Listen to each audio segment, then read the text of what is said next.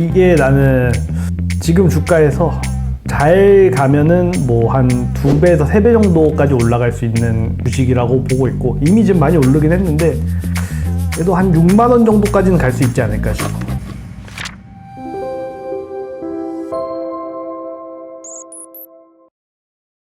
형. 왔어? 아니 반도체 요즘에 미쳤던데 이거 언제까지 갈까?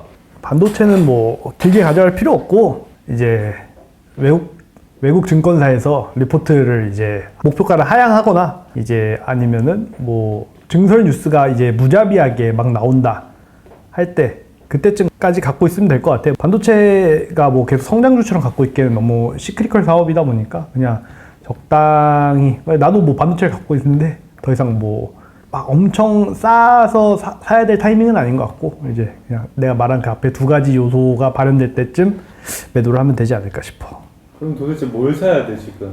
내가 요새 많이 보고 있는 거는 한스바이오메드를 많이 보고 있고, 이게 나는 지금 주가에서 잘 가면은 뭐 한 2배에서 3배 정도까지 올라갈 수 있는 주식이라고 보고 있고, 그래도 한 6만 원 정도까지는 갈 수 있지 않을까 싶어. 한스바이오메드가 뭐 하는 회사야? 인체에다가 뭔가를 이식하는 제품을 만드는데 특화된 곳이라고 생각하면 되는데, 뭐 보통은 이제 인공적인 걸 만드는데, 여기는 이제 인체 조직을 직접 받아와서 하는 거고, 여기서는 뭐 주로 파는 거는 이제 동종골, 뭐 정형외과든 치과든 뭐 그쪽에다가 이제 동종골 이식제를 뭐 팔기도 하고, 피부 이식제도 많이 팔기도 하고, 뭐 셀레디엠도 이제 피부 이식제도 진짜 이제 사람 피부를 이제 어떻게 가공 처리를 해가지고 붙이는 거고, 뼈 이식제도 뭐 멸균이든 뭔가를 처리한 다음에 사람 몸에다 이식하는 거잖아. 똑같은 비슷한 사업을 계속 영위하고 있다고 보면 돼. 그래서 이런 인체 조직에 뭔가 이제 직접적으로 집어넣는 거에 대한 엄청난 기술력을 갖고 있는 회사라고 볼 수 있지. 이미 내가 매수한 시점에서 한 100% 이상 올랐고, 시총이 3,000원 아래다 보니까 엄청 소형주인데, 내가 좀 강력하게 보고 있는 거는 이 회사의 사업군이 LNC바이오랑 거의 똑같은 사업군인데, 한 2달 안에 주가가 한 2~3배 뛴 걸로 기억하는데, 그러면은 뭐 한스바이오랑 원래 같은 사업군을 펼치다가 리투오 하나로 저 시총을 한 1조 3천억까지 올린 건데, 그리고 심지어 원래 LNC바이오보다는 더 잘 나가는 회사라고 봤어도 무방할 정도의 실력을 갖고 있고, 얘네도 인체 조직 관련해서는 얘네가 국내 최초로 이제 도입했던 회사이기도 하고. 근데 최근에 이제 한스바이오도 주가가 한 6,000원에서 지금 21,000원까지 왔으니까 거의 한 4배? 뭐 영업이익적인 부분에서도 아직 LNC바이오가 개선된 게 전혀 없는데, 기대감만으로도 1조 3천억 올렸는데, 한스바이오가 지금 시총이 3천억이 안 되는 이 상황이 엄청나게 저평가를 받고 있는 관점일 수도 있다. 다만 리스크 요인은 이제 한스바이오의 이제 지속적인 이 벨라젤 소송 관련된 거, 이거 해결되지 않았는데, 어쨌든 올해 연말에 재출시를 노리고 있으니까 이 부분은 어느 정도 털고 간다고 봐도 되고, 기존까지 이 스킨 부스터를 제외했을 때 한스바이오의 가장 큰 매출과 영업이익을 담당해주는 제품이 되살아났으니까 이건 되게 큰 알파가 될 것 같고, 두 번째 알파는 뭐 아까도 얘기했다시피 스킨 부스터, ECM 기반의 이제 스킨 부스터가 출시하는 거, 이거 하나만으로도 LNC바이오만큼의 시총을 뭐 따라잡을지는 모르겠지만 그 절반만 따라가도 지금 주가에서 거의 2배 가까이 뛰는데, 이거는 그래도 리스크 요인을 감안하더라도 주목을 해봐야 된다. 세 번째 알파라고 생각하는 위고그룹과의 합작 중국 법인은 25년에 시작하기로 했는데, 이미 밀린 걸로 봤을 때는 뭐 이걸 제외하고 숫자를 보더라도 한스바이오가 만약에 LNC바이오가 적정평가를 지금 1조 3천억을 받고 있다고 생각하면은 매우 저평가 상태라고 볼 수 있지. 지금 일단은 매출 발생하는 구조부터가 달라. LNC바이오는 해외가 한스만큼 나오지 않아. 한스는 이미 중국 쪽에다가 진출을 하고 있는 게 뭐 민트 리프팅실, 이게 이미 중국 쪽에 의미있게 매출이 계속 나오고 있고, 뭐 뼈 이식제 같은 거, 고리식제, 이제 그것도 위고그룹이랑 합작해서 만드는 그룹이 있다 보니까 사실 중국 유통망에서는 이거를 허가 받기만 하면은 언제든지 유통을 뿌릴 수 있는 망은 이미 돼 있다.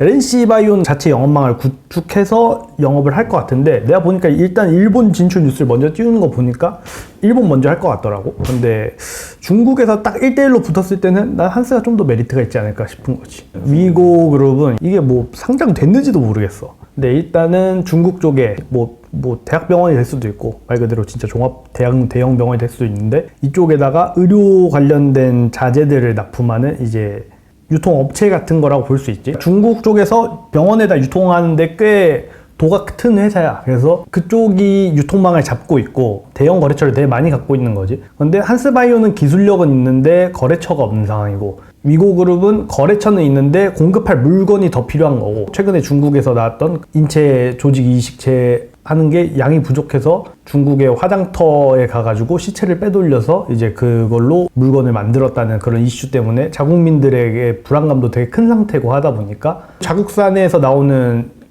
동종골 이식제에 대한 이제 불신이 커진 거지. 그래서 그거를 빈틈을 비집고 들어가기에는 정말 좋은 상황인 거죠. 그리고 이게 허가가 되게 까다로워. 사람 신체를 이식하는 거다 보니까. 그래서 그런 부분에서는 이제 합작법인이 돼서 물건 통과만 되면은 이제 되게 영업의 확장 속도는 오히려 빠를 수도 있다. 이게 합작법인을 설립한다는 시기가 계속 밀리고 있어서 원래 25년에 다 완성돼서 이제 영업까지 하기로 했던 상황인데 이제 뭐 이런 거에 대한 이제 지연 이슈는 뭐 항상 리스크로 감당하는데 나는 이거는 아예 계산해서 뺀 상태고 그거 두 개를 제외하고도 일단은 벨라젤과 셀르디엠만으로도 엄청나게 밸류를 더 받아야 된다 생각하는데 거기에 이제 위고그룹에서 받기로 한 로열티 5% 이게 시장에서는 매출이 한 5천억 정도 나올 수 있는 시장이라고 판단하고 있는데 거기에 대한 로열티 5%를 받는 거니까 250억. 한스바이오가 지금 영업이익이 빵원이니까 뭐 적자가 날 수도 있는 상황에서 뭐 단순만 해도 250배 영업이익이 아니라 순이익으로 꽂히는 거니까.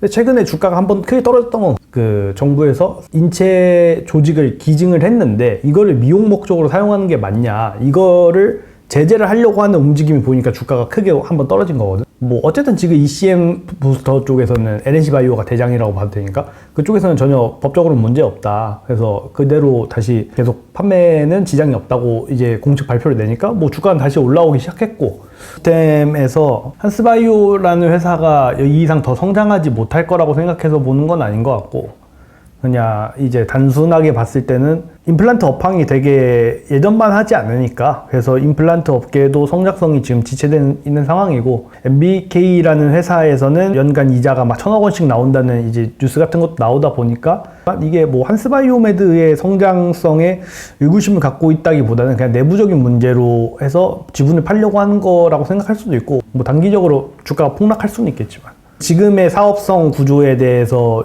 이 시황을 유지하고 있다면은 그리고 단기적인 그냥 악재로 주가가 떨어지는 거라면 나는 그러면은 매수 포지션을 잡을 것 같아.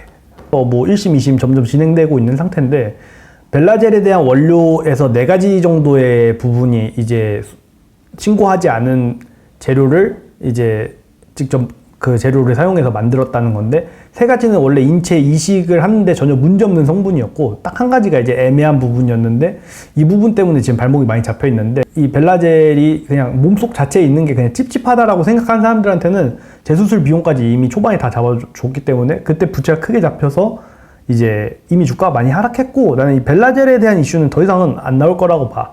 어느 정도 처음에는 매출만 늘어나는 걸로 이제 성장성을 잡아줄 거고 그 다음부터는 이 회사에서 매출 대비 이익이 얼마나 나오는지를 보겠지. 스킨 부스터 시장이라는 것 자체가 이익률이 높게 나오는 시장이다 보니까 이 스킨 부스터에 대한 이익률이 얼마나 나온지를 볼 것 같고 근데 내 느낌상에는 아마 파마리서치의 리쥬란 만큼 영업이익이 많이 나올 것 같진 않아. 한스는 어쨌든 대부분의 인체 조직을 미국에서 수입해오는 상황이란 말이지. 근데 나는 지금 내가 잡고 있는 거는 이익률이 아니라 성장성의 포인트를 잡고 있는 거고 뭐 내가 말한 이 3가지 포인트 뭐 벨라젤의 제출 시, 셀르디엠의 이제 영업 시작 그리고 이 위고그룹의 로열티 언제 들어올지 모르지만 이 3가지의 아이디어로 봤을 때 회사가 성장할 규모는 어느 정도 위가 열려 있지 않나라고 생각해서 뭐 조금 계속 팔로우하면서 보기 좋은 주식이라고 생각하지. 단기로 폭락해주면은 뭐 더 좋은 상황일 것 같기도 해. 내가 봤을 때는. 아 그럼 사 마라. 사는 거 난 사도 좋은 회사라고 생각하는데 뭐 판단은 이제 알아서 하는 거고 나는 떡밥만 던진 거고 나는 뭐 투자 중이긴 한데 이제 지금 들어오는 사람보다는 평단이 안정적이니까 이제 투자 판단은 각자 알아서 하는 거고 그렇게 잘 진행하셔서 큰 돈 버시길 바라겠습니다.